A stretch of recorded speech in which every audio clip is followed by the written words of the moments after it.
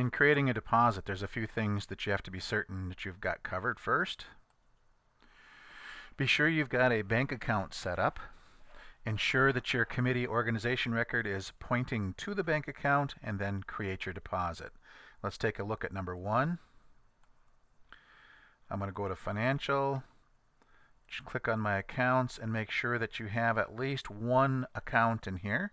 And by default, we will set one up for you. We'll just give it a name of just bank. So it'll be up to you then to then open up this item and enter in the appropriate information for your particular organization.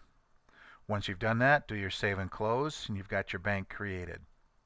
Step 2 is to make sure that you've got it pointing, that your organization record is pointing to that bank account. And for that, I'm going into System Manager, Committee or Organization if you're a nonprofit. I open up the committee record, and right here, bank account.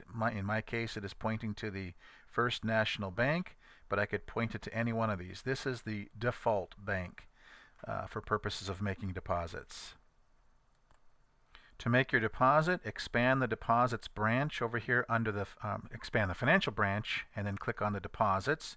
You'll see a list of previous deposits that have been made in the data in your database, if any. I'll click the New button.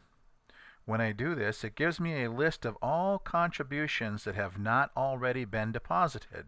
You'll also notice that there's a tab here for loans. I've got a $5 million loan that has not yet been deposited. I have loan payments, loan receipts, if you will, from other folks who owe the organization money. Miscellaneous receipts, expenditure refunds, and transfers in. So there's more than one source for a deposit, but 99% of the time it comes out of your contributions. There's a deposit ticket up on top, and then when we're ready to make the final deposit, we will complete the date and the bank name and the deposited checkbox. For my purposes, I'm going to sort by date, and I'm going to pick, I'll just pick the first few transactions. This one is a zero balance. There's nothing there to deposit. I'll pick out some of these.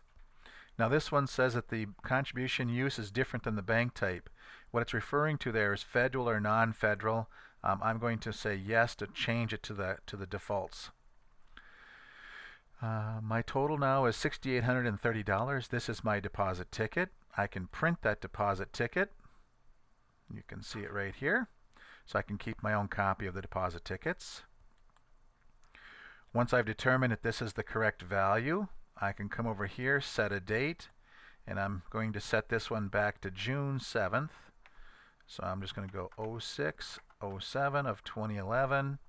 I will indicate that it's the First National Bank. I will click the deposited checkbox, do a save and a close. When I refresh this page and I sort by ID, the most recent one is on top. There is my $6,830, went to First National Bank on June 7th of 2011.